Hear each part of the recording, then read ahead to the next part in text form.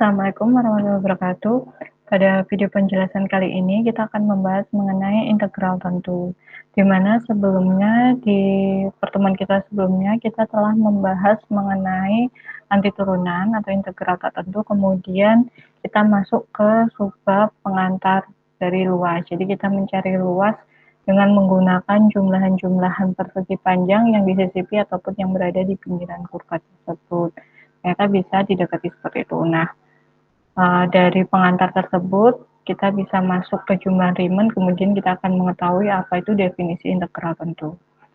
Baik, tanpa berlama-lama kita langsung saja masuk ke topik untuk pertemuan kali ini, yaitu jumlah Riemann dan integral tentu.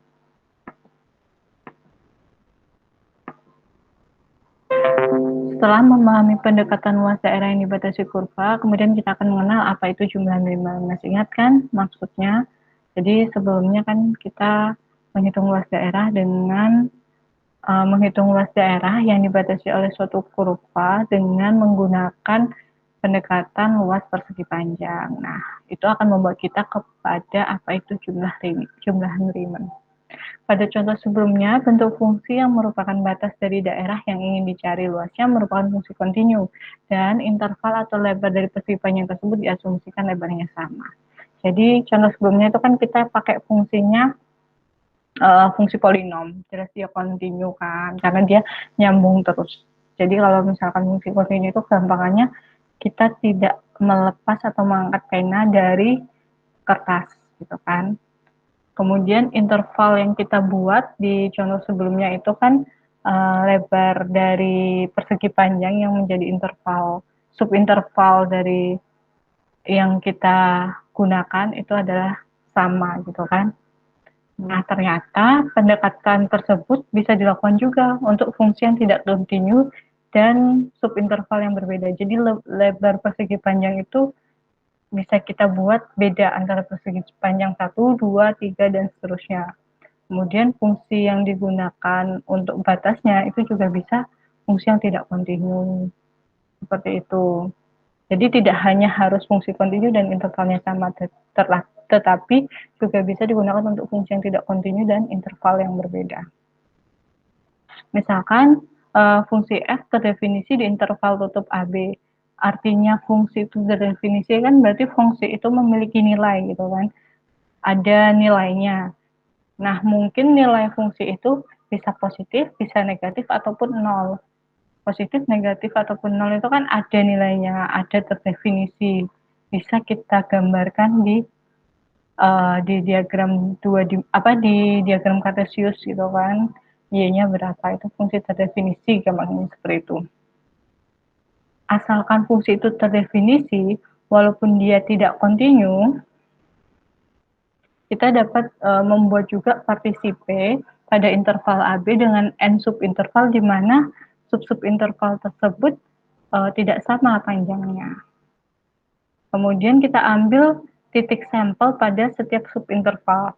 Misalkan dari X0 sampai X1 kita ambil titik sampelnya itu X1 bar gitu kan. Sini lambangnya pakai bar, di mana XI bar artinya adalah titik sampel untuk interval ke I. Nah, contohnya seperti ini. Jadi misalkan saya punya dari A sampai B ini interval tutup. Kemudian X0, X1 ini kan interval yang pertama. Delta X1. Di sini saya ambil titik sampelnya setengah tapi lebih sedikit ke kanan gitu kan. Jadi X1 bar. Kemudian X1 ke X2 ini kan berarti subinterval kedua atau delta X2 di mana lebarnya di sini lebih lebar daripada yang pertama. Dan titik sampel untuk subinterval kedua ini saya buat setengah lebih kecil, jadi lebih mendekat ke X1. Nah, contoh yang dimaksud itu seperti ini. Jadi subintervalnya itu tidak selalu memiliki panjang yang sama, dan titik sampelnya itu tidak selalu di ujung kiri ataupun ujung kanan. Bisa agak-agak ke kiri, bisa pas di tengah, bisa agak-agak ke kanan, ataupun yang lain. Pokoknya berada di dalam subinterval tersebut. Nah, dikatakan jumlahan perkalian ini yang kita lambangkan seperti ini itu merupakan jumlah Riemann untuk F yang bersesuaian dengan partisi P. Ya kan kemarin kita simbol ini kan untuk menghitung jumlahan luas persegi panjang gitu kan. Dengan Fxi-nya itu adalah tingginya atau panjangnya dan delta xi ini adalah lebarnya. Jadi ini tuh memperluas contoh kita sebelumnya. Kalau contoh kita sebelumnya itu kan delta xi-nya selalu sama. Tapi ternyata untuk jumlah Riemann delta xi itu tidak harus sama. Terus juga untuk titik sampelnya tidak harus ujung kiri ataupun ujung kanan untuk menentukan tingginya. Tapi bisa juga agak-agak ke kiri, agak-agak ke kanan dan sebagainya. Nah itu.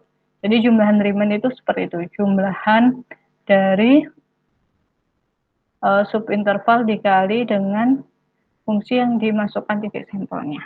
Gitu ya. Bisa dipahami ya. Nah, kemudian jumlahan Riemann ini contohnya seperti ini. Ini itu kan ada fungsinya fx-nya sama dengan ini kan fungsi fx-nya ya. Terus saya buat x0 sampai xb-nya seperti ini. Ini kan dia tidak sama kan subintervalnya. Kemudian dibuat titik sampelnya pun tidak sama. Yang ini pasti tengah-tengah. Yang ini agak ke kiri. Yang ini agak ke kiri lagi, tapi ini lebih lebar seperti itu. Ini contoh gambar ilustrasinya. Jadi jumlahan Riemann itu adalah jumlahan A1 sampai A6 ini dengan subinterval yang berbeda dan titik sampel yang diambil pun bebas gitu. Nah, di sini ada contohnya. Contohnya hitung jumlahan Riemann untuk fx sama dengan x kuadrat plus 3 pada interval min 1, 3 dengan menggunakan subintervalnya seperti ini. Dengan xi-nya merupakan titik tengah subinterval ke i. Coba saya buat di sini ya untuk detail pengerjaannya supaya lebih ini karena di PDF-nya tidak ada space. Jadi coba saya kerjakan di sini. Saya tulis terlebih dahulu soalnya. Jadi soalnya itu adalah kita ketahui fx-nya itu sama dengan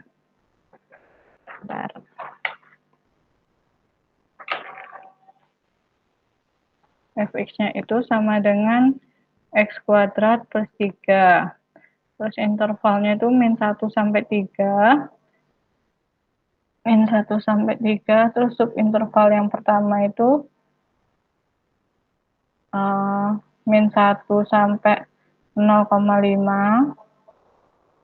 Subinterval yang kedua 0,5 sampai 1 sampai 0. 1, 2, 3, 0 sampai 1, 4, 1 sampai 2, 1, 2, 3, 4, 5, 2 sampai 2,5, dan 6, 2,5 sampai 3. Nah, di sini berarti ini panjang subinterval pertama itu adalah min 1 ke 0,5. Oh, ini keliru ya. Ini anggaplah min 0,5 ya. Min 1 ke min 0,5, 0,5. Terus min 0,5 ke 0 adalah 0,5 juga. 0 ke 1 adalah 1. 1 ke 2 adalah 1. 2 ke 2,5 adalah 0,5. 2,5 adalah 3.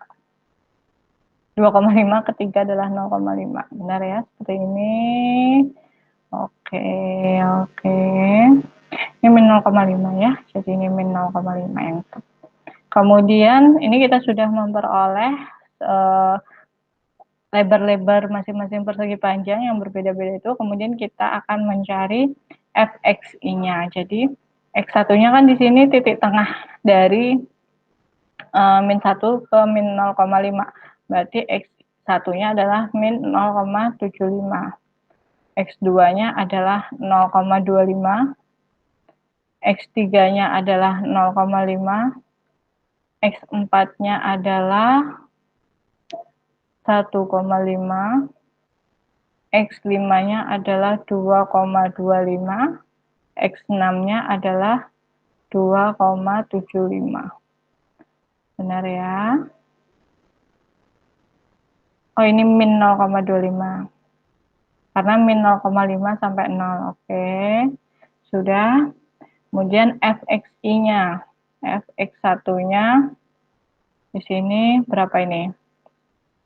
Min 0,75 dikuadratin ditambah 3.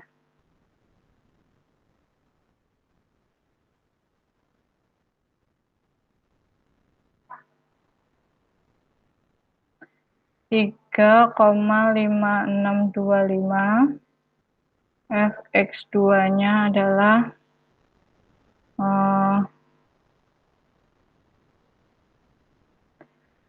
3,0625. Fx3-nya adalah 3,25. Fx4-nya adalah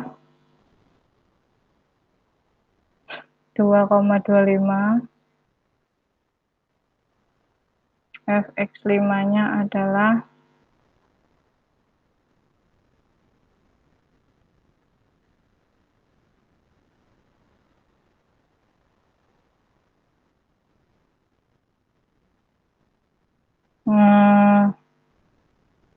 2,2 bentar, ini tuh ditambah 3 berarti 5. Kan yang pertama 0,75 kali 0,75 itu hasilnya 0,525 ditambah 3. Terus min 0,25 dikali min 0,25 itu 0,0625 berarti tambah 3. Kemudian 0,5 kali 0,5 0,25 tambah 3. 1,5 dikali 1,5 tambah 3, 5,25. Kemudian fx5 berarti 2,25 kali 2,25 tambah 3, yaitu 8,0625. Kemudian yang terakhir 2,75 kali 2,75.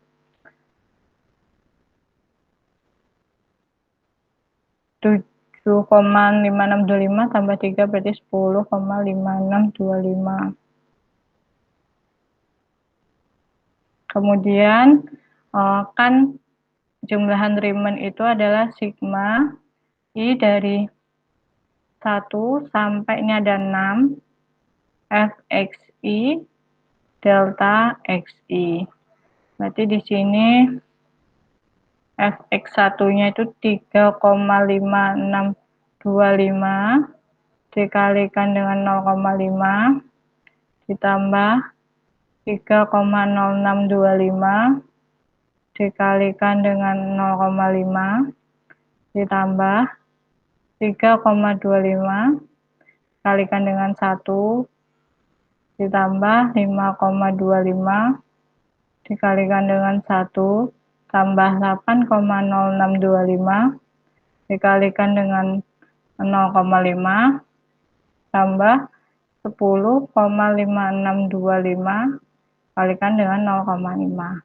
Nah, itulah hasil dari jumlahan Riemann-nya. Jadi ini kalian kalikan terus kalian jumlahkan. Itu hasil jumlahan Riemann yang ditanyakan dari fungsi fx tersebut dan interval tersebut.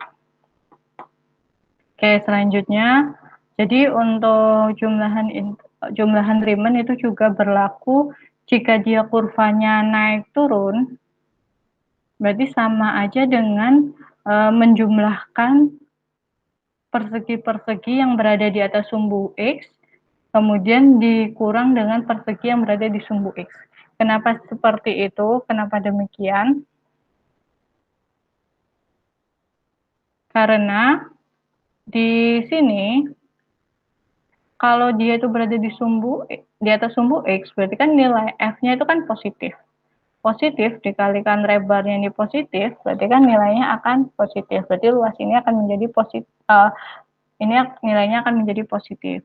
Tapi kalau dia seperti ini, berarti kan nilai tingginya ini atau panjangnya persegi ini menjadi negatif, kemudian dikalikan dengan lebarnya positif, berarti hasilnya akan negatif. Sehingga negatif, negatif, negatif, yang ini positif, positif, positif. Jadi jumlahan ini itu adalah A1 min A2 min A3 min A4 plus A5 plus A6. Seperti itu. Nah, untuk definisi integral tentu sendiri adalah dia berangkat dari jumlah Riemann. Jadi, berangkatnya integral tentu itu bukan dari anti turunan kemudian diberi batas, bukan seperti itu. Jadi, berangkatnya integral tentu itu adalah dari pendefinisian jumlah Riemann. Maka dari itu biasanya dikenal integral tentu atau integral Riemann. Adapun definisi formalnya adalah misalkan f merupakan fungsi yang terdefinisi pada interval tutup a, b. Jika ini, di mana ini kita tahu merupakan jumlahan Riemann, yang ini, yang sigma ini, dan kita limitkan, di mana harga mutlak partisi artinya, saya ulangi ya, definisi formal dari integral tentu yaitu, misalkan kita punya f merupakan fungsi yang terdefinisi pada interval tutup a, b, jadi fungsinya tidak harus kontinu, cukup terdefinisi. Jika limit dari jumlahan ini itu ada, dikatakan bahwa f terintegral. Dimana kita tahu kalau jumlahan ini itu adalah definisi dari jumlahan Riemann. Jadi jumlahan Riemann itu kan tidak tergantung dengan partisinya itu dia dibagi jaraknya berapa gitu kan. Tapi semakin jaraknya di mana partisinya ini semakin mendekati 0, maka akan semakin mendekati ke kenyataan luasnya. Makanya jika limit partisi ini mendekati 0, jaraknya itu semakin kecil, maka dia akan semakin mendekati 0. Jadi jika limitnya ada, maka f terintegral pada interval tutup AB. Lebih lanjut disimbolkan dengan seperti ini, gitu. Dimana ini itu disebut dengan integral tentu atau beberapa buku menyatakan ini itu integral Riemann. Karena berangkatnya integral ini adalah dari jumlahan Riemann. Ini adalah integral tentu dari A ke B yang didefinisikan seperti ini. Jadi definisi integral tentu itu adalah limit harga mutlak P mendekati 0 dari jumlahan Riemann. Begitu ya. Jadi jangan kalian menghitung integral tentu menggunakan langsung anti turunan diberi batas. Sebelum kita masuk ke teorema yang ada kaitannya mereka berdua. Saat ini belum ada kaitannya, mereka masih terpisah rumah. Jadi masih integral tentu sendiri, yang kemarin anti turunan sendiri. Nah, di sini definisi integral tentu itu limit harga mutlak P mendekati 0 dari jumlahan Riemann. Ini kan jumlahan Riemann. RP. Itu ya. Kemudian seperti ini, jadi begitu pula dengan kalau dia berupa grafiknya seperti ini. Jadi yang di atas itu nilainya positif, yang bawah nilainya negatif, ya. Nah, sifat-sifat integral tentu adalah yang pertama, jika batas atas, oh ya, untuk yang di bagian bawah, ini bisa kita katakan batas bawah, dan di bagian atas ini batas atas, di mana itu adalah subinterval bawah dan subinterval atas maksudnya. Nah, jika batas atas dan batas bawahnya dia adalah sama, pasti nilai integral ini adalah 0. Karena kita tahu berangkatnya integral ini kan dari jumlahan luas, di mana batas ini kan terkait dengan intervalnya. Nah, kalau intervalnya sama-sama di A, sama-sama di sini, berarti kan luasannya nggak ada, luasannya itu adalah 0 gitu kan. Karena lebarnya ya 0 gitu kan, 0 dikali berapapun 0 gitu. Nah, yang kedua, jika integral tentu A ke B dari fx dx itu adalah sama dengan min integral tentu dari B ke A fx dx. Jadi apabila batas atas dan batas bawah kita balik, nilainya itu adalah minusnya. Jadi misalkan saya punya di sini itu 1, 2. Nah, saya mau menghitung 1 ke 2 fx dx. Berarti kan tentu bentuk intervalnya itu kan di sini kan. Misalnya ini 0,5, ini 0,5. Kan dia positif kan nilainya. Kalikan tingginya.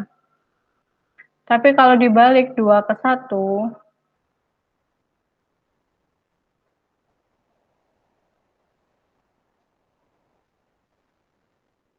berarti kan dia berlakunya jalannya mundur, makanya nilainya minus seperti itu. Kan interval itu kan dari 1 ke 1,5 seperti ini kan, maka dia jaraknya 0,5, terus yang satunya 1,5 ke 2, maka jaraknya adalah 0,5. Tapi kalau 2 ke 1, berarti kan 2 ke 1,5 menjadi min 0,5. Seperti itu. Jadi kalau batasnya dibalik akan menjadi minusnya.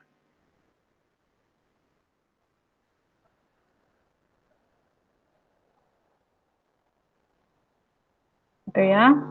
Kemudian, apakah semua fungsi terintegralkan? Tentu kalau ada pertanyaan ini biasanya dengan gampangnya kita akan menjawab tidak, dan memang tidak. Contohnya seperti ini, kita punya fungsi fx sama dengan 1 per x jika x tidak sama dengan 0 dan fx sama dengan 1 jika x sama dengan 1. Fungsi ini jelas terdefinisi karena kita masukkan nilai x berapapun dibilangkan ada nilai fx-nya gitu kan. Untuk x, jangan bilang kalau untuk x sama dengan 0 dia tidak terdefinisi, Bu. Tidak, karena ini tidak berlaku untuk sama dengan 0. Berlaku sama dengan 0-nya dia nilainya 1. Berarti untuk nilai x berapapun fungsi ini terdefinisi gitu kan. Tapi kalau kita perhatikan gambarnya, dia akan seperti ini. Saat mendekati 0, nilainya akan semakin mendekati tak hingga. Begitu pula kalau dari kanan. Kalau kalian masih ingat, waktu kalkulus 1 kan seperti ini gambarnya. Nah, kalau saya berikan batasnya itu dari A ke B di sini,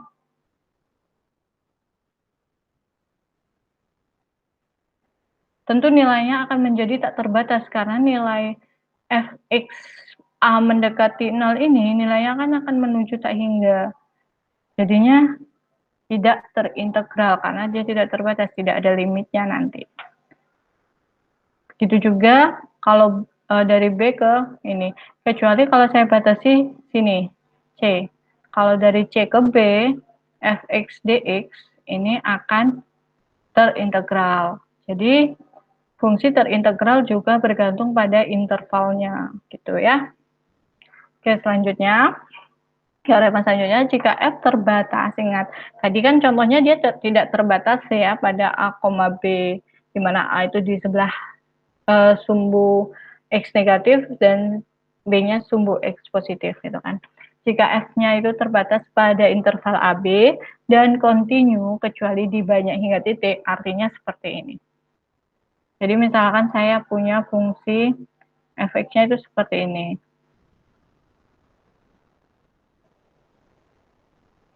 Nah, ini kan tidak kontinu, terputus kan di sini, tapi dia masih terdefinisi semua. Dia cuma tidak kontinu di 2 titik. Kemudian dia terbatas pada interval AB tersebut. Misalkan A, ini B. Maka F itu pasti terintegral pada AB, meskipun fungsi tersebut tidak kontinu di 2 ini. Jadi selama dia tidak kontinunya hanya di sebanyak hingga, sebanyak yang bisa kita hitung, kita bilang, terus fungsinya itu juga terbatas, maka F-nya itu pasti terintegral. Lebih lanjutnya, lebih jelasnya, pastilah jika F-nya kontinu pada seluruh interval tersebut, maka juga pasti terintegral pada interval tutup tersebut. Jadi kalau kontinu pasti terintegral gitu. Nah, berdasarkan teorema di atas, maka dapat disimpulkan bahwa fungsi yang selalu terintegral pada setiap interval tutup A, B adalah fungsi polinom, fungsi sin dan cos, karena dia kan ini ya, dua-duanya itu fungsinya kontinu ya, jalan terus, jadi pasti terintegral. Kemudian yang terakhir adalah fungsi rasional, kecuali jika memuat titik pada interval tersebut yang menyebabkan fungsi tersebut memiliki pembagi 0. Gitu. Contohnya seperti super X tadi kan, dia saat X sama dengan 0 kan menyebabkan penyebutnya 0, maka itu tidak terintegral.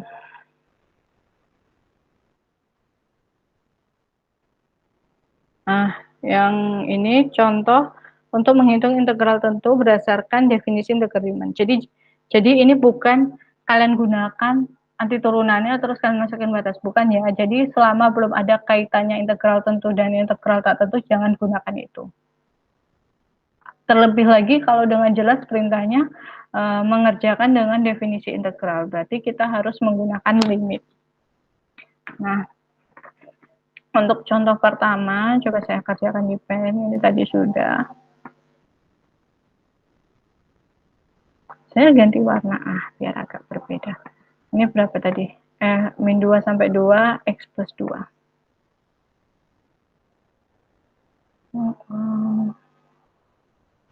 Min 2 sampai 2, X plus 2, dx.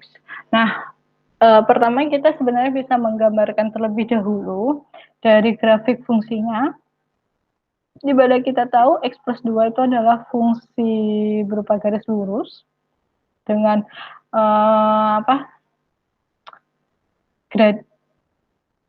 gradien atau M-nya itu sama dengan 1. Berarti saat X-nya 0, Y-nya itu 2. 0, Y-nya 2. Saat X-nya min 2, Y-nya 0. Saat X-nya 2, Y-nya 4. Anggaplah di sini ya. Ini 2, ini 0, ini min 2, ini 2, ini 4. Gambarnya kurang lurus. Tuh. Berat sekali menggunakan ini. Apa ini lurus ya? Berarti dia gambarnya dari sini ke sini ya. Ini titik. Nah, berarti dia berupa segitiga kan, dimana kita tahu luas segitiga itu adalah setengah alas kali tinggi. Di sini alasnya kan min 2 sampai 2, berarti setengah kali 4 kali tingginya 0 sampai 4, berarti 4, ada 8. Berarti kalau misalnya kita tahu gambarnya seperti ini, maksudnya seperti bidang datar pada umumnya yang kita tahu rumus luasnya, bisa kita dengan mudah mencari luasannya. Otomatis ini adalah jawaban dari integral ini, karena integral tentu ini berangkat dari luasan daerah yang dibatasi kurva tersebut. Tapi bagaimana jika kita tidak tahu bentuk luasannya atau daerahnya, itu tidak semudah itu pakai rumus gitu kan. Tentu akan susah, makanya kita butuh integral tentu tersebut. Nah, coba kita cek di integral tentu ini dengan definisinya ya. Kalau ini kan tadi ngecek aja hasilnya kalau dia pakai gambar gitu. Kalau misalkan pakai definisi integral tentu, berarti kita harus membuat ini kan sama dengan limit P mendekati 0 dari sigma I 1 sampai ke N Fxi delta Xi. Nah, untuk membuat delta Xi ataupun memilih Xi-nya kan bebas, tidak ada aturan gitu kan. Apalagi terlebih lagi kalau dia kontinu, bisa kita buat seperti yang sudah kita coba sebelumnya. Saya ambil saja delta X-nya itu sama dengan, karena kita akan membagi N sub, karena kita, sebentar, saya coba kembali. Karena kita akan membagi dia menjadi N persegi panjang, di sisi N persegi panjang, berarti seperti sebelumnya, dari 2 sampai min 2, berarti ini ada lebarnya adalah 4 dibagi N. Kemudian Xi barnya, di sini saya ambil sama dengan Xi. Tidak masalah, mau Xi min 1 tidak masalah. Xi min 1 ambil titik tengahnya antara Xi min 1 dan Xi juga tidak masalah, bebas. Tapi di sini saya ambil gampangnya aja, Xi barnya sama dengan Xi. Dimana kita tahu kalau misalkan di X0-nya kan dia min 2. X1-nya berarti kan min 2 plus 4 per N. X2-nya berarti sama dengan min 2 plus 8 per N. Berarti Xi-nya sama dengan min 2 plus I 4 per N. Seperti itu kan, berarti fxi-nya, fx sebenarnya kan saya ambil sama dengan fxi. Kan berarti sama dengan, saya masukkan ke fungsinya, di sini kan ini yang menjadi fungsinya, berarti x-nya saya ganti dengan xi, berarti min 2 plus i 4 per n, ditambah 2. Kan xi-nya ini kan, plus 2. Jadi, min 2 plus 2, 0. Jadi, i 4 per n. Berarti saya punya delta xi-nya segini, dan fxi barnya itu sama dengan i 4 per n. Terus kita masukkan ke sini, berarti limit v mendekati 0, sigma i dari 1 sampai ke n, i 4 per n kali 4 per n. Sama dengan limit, kalau dia partisinya semakin mendekati 0, berarti kan sama aja dengan n-nya mendekati tak hingga gitu kan. Ini saya keluarkan dari sigma karena dia berupa bilangan, tidak ada kaitannya dengan indeksnya, berarti di sini 16 per n kuadrat. Yang ininya sigma i dari 1 sampai n i. Di mana sigma i dari 1 sampai n dari i, kita tahu dengan rumus spesial penjumlahan itu adalah sama dengan n dikali n plus 1 per 2.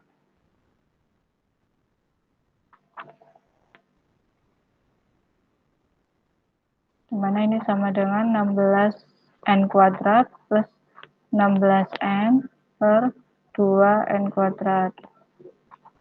Yang ini hasilnya adalah limit n mendekati tak hingga.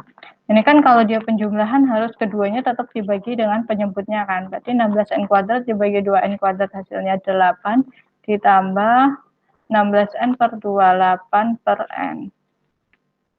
Karena yang ini tidak, ini kan berarti pakai sifat limit. Kita punya, saya pakai warna berbeda agar tidak saling ini. Limit n mendekati tak hingga dari 8 ditambah limit n mendekati tak hingga dari 8 per n.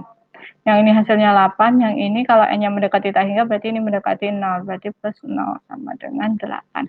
Ternyata menggunakan definisi pun hasilnya sama aja dengan kita langsung pakai rumusnya kalau kita ketahui ini.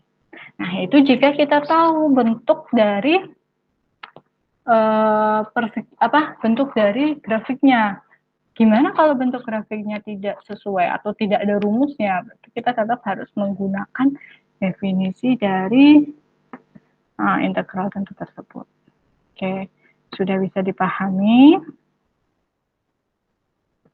Kita akan lanjut ke contoh yang kedua. Nah, contoh kedua ini bentuknya tidak bisa kita lihat. Bentuknya itu berupa persegi panjang, persegi trapesium atau jajar kencang dan sebagainya. Karena bentuk kuadrat polinom berderajat 2 itu pasti bentuknya biasanya berupa kurva lengkung gitu kan, bukan berupa garis lurus. Jadi misalnya itu dia adalah integral min 2 sampai 1 dari 2x kuadrat min 1 dx. Apabila kita gambarkan, kita tahu kalau fungsi x kuadrat itu kan seperti ini ya, di 0,0. Tapi kalau ada 2, berarti dia dipersempit amplitudonya gitu kan. Kalau ada min 1, berarti dia grafiknya turun ke bawah sebanyak 1 gitu kan. Kalau kalian masih ingat ya cara-cara menggambar grafiknya. Anggaplah ini titik ininya di sini ya. Ini seharusnya di sini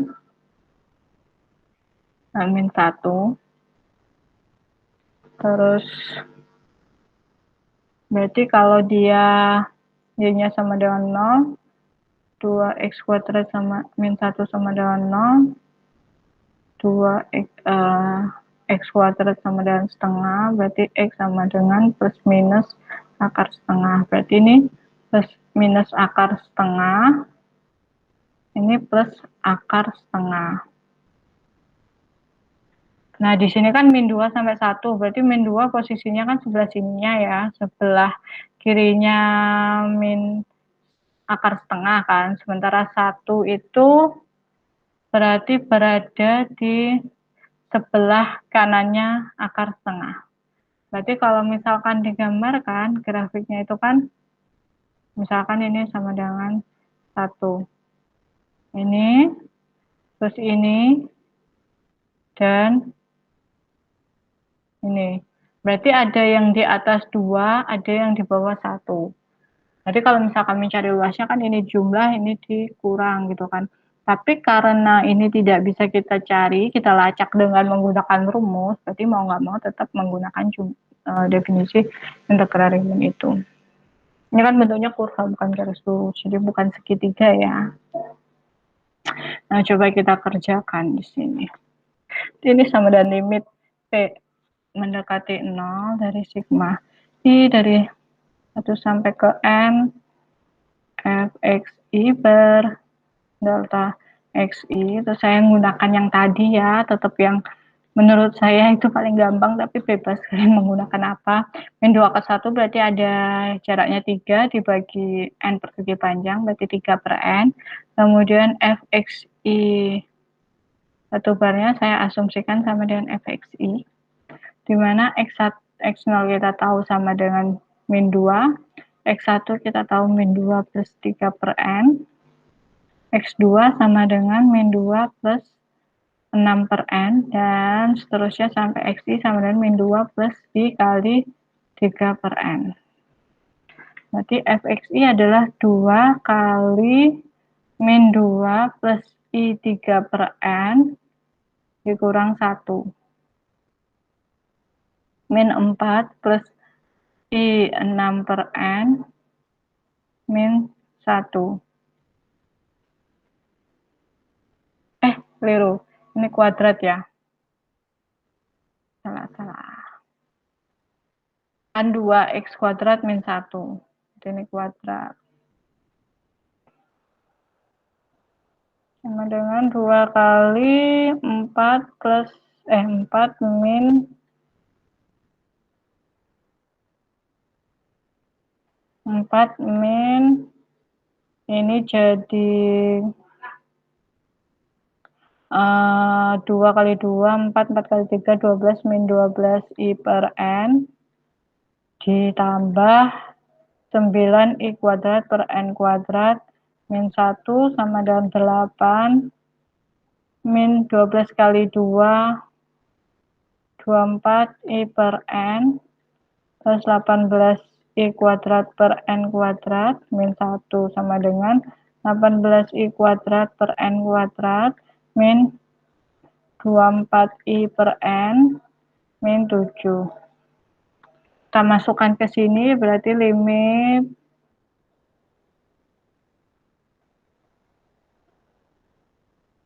18 i kuadrat per N kuadrat min 24 i per N min 7 kali 3 per N. Limit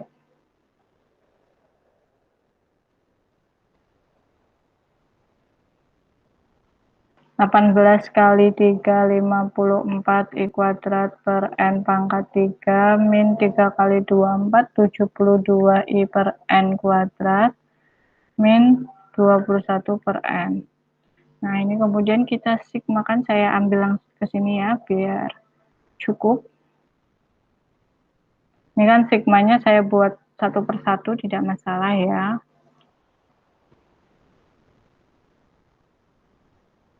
Buat seperti ini.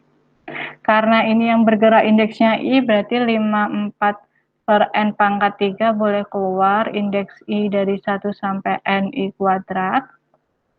Di min 72 per N kuadrat, sigma I dari 1 sampai ke NI, min 21 per N, sigma I dari 1 sampai ke I 1.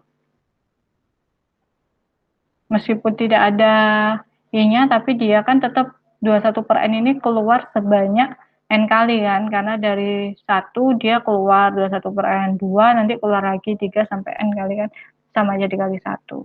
Dimana ini kalian masukkan rumus spesial penjumlahan, ini kalian masukkan. Terus kalau yang ini hasilnya sama dengan N, berarti ini nanti sama dengan min 21, yang ini sama dengan berapa, ini sama dengan berapa, ini limitnya nanti N mendekati sehingga nanti hasilnya kalian harusnya ketemu sama dengan 3. Coba dilanjutkan sendiri ya.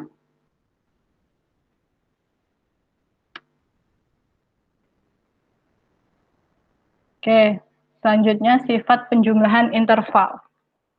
Nah, misalkan R adalah gabungan dari daerah R1 dan R2, seperti ini contohnya ya.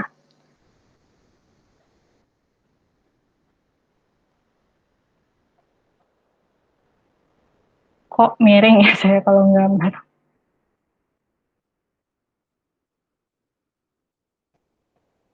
Anggaplah lurus ya. Misalkan ini R1, ini R2. Terus R-nya itu adalah gabungannya.